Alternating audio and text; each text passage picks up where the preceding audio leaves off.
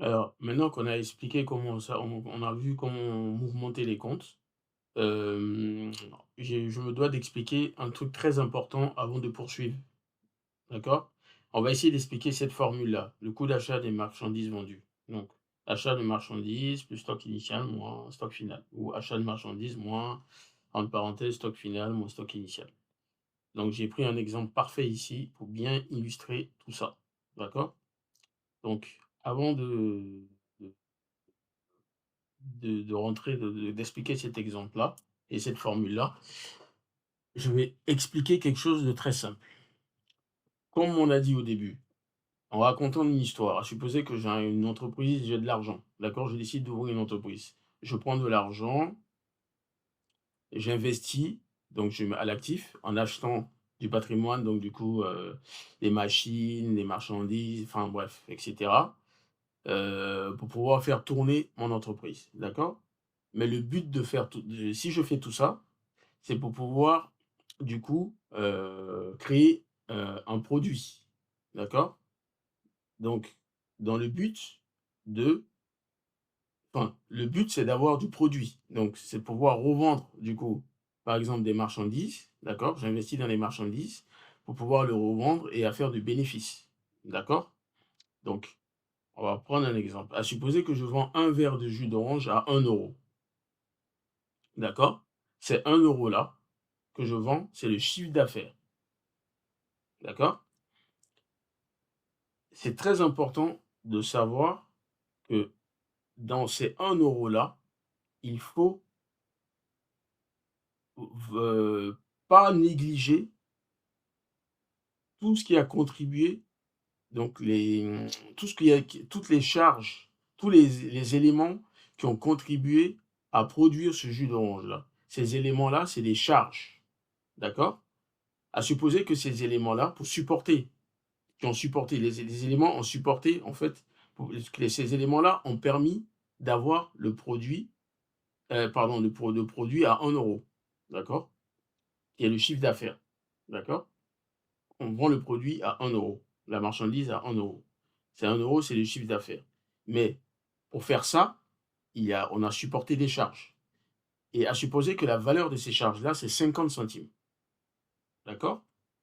Donc la charge, c'est 50 centimes, le produit, le chiffre d'affaires, le produit, c'est 1 € et pour savoir le bénéfice réel que pour savoir si on a une perte ou un profit ou un bénéfice, il faut retirer les 50 centimes de charge des 1 € du chiffre d'affaires.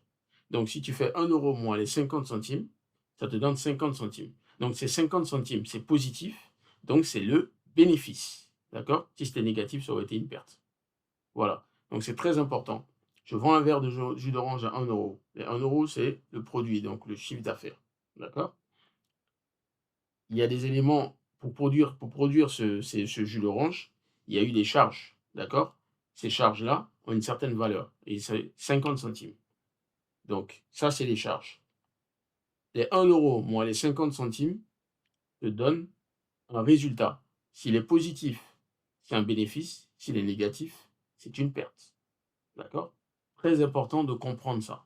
Donc maintenant, on va prendre un autre exemple, OK? Pour comprendre, hem, cette formule du coût d'achat des matières vendues. À supposer que maintenant j'achète, des cigarettes, d'accord? Donc c'est des marchandises, d'accord? Ces marchandises, on les inscrit dans l'actif du bilan lors de la clôture, évidemment, ou dans la valeur de ces cigarettes, on inscrit cette valeur-là à l'actif du bilan ou dans la partie charge du compte de résultat. Question très importante, d'accord? Donc on inscrit dans les charges, dans le compte des résultats, d'accord? Quand les cigarettes sont destinées uniquement à être vendues sur le marché. Donc on ne les garde pas du tout dans l'entreprise, d'accord?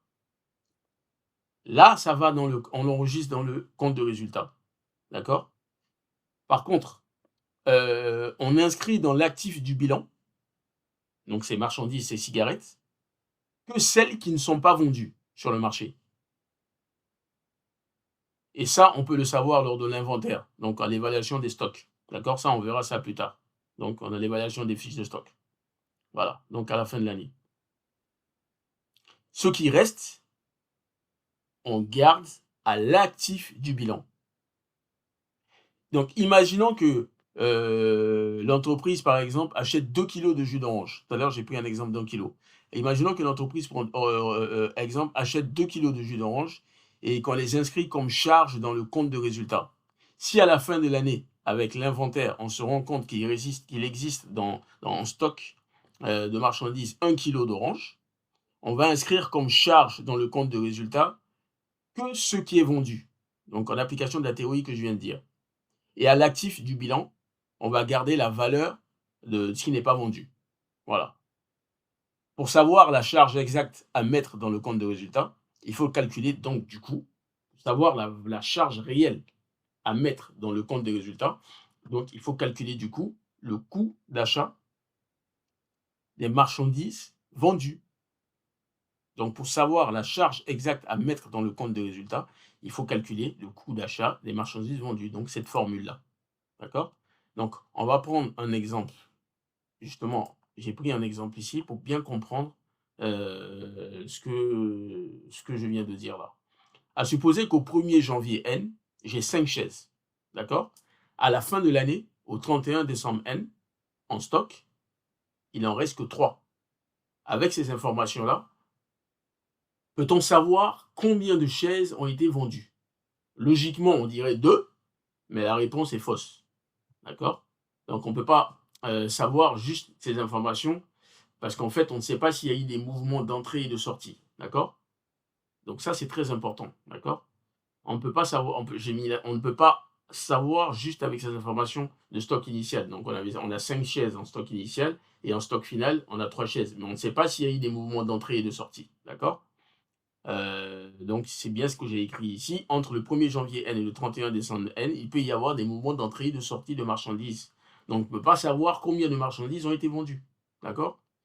Maintenant, si on dit que durant l'année, on a acheté encore 4 chaises, donc achat de marchandises, d'accord? Là, on peut savoir en faisant la formule suivante. Donc, cette formule-là. Stock initial, donc les 5 chaises, plus l'achat de marchandises qui ont eu lieu en cours de l'année, les 4 chaises, moins le stock final qu'on a, les 3 chaises, donc on a 6 chaises. 6 chaises. D'accord? Donc, ce qui fait 5 chaises à, par exemple, à supposer que les 5 chaises valent 50 euros, plus 4 chaises à 40 euros, et les 3 chaises à 30 euros.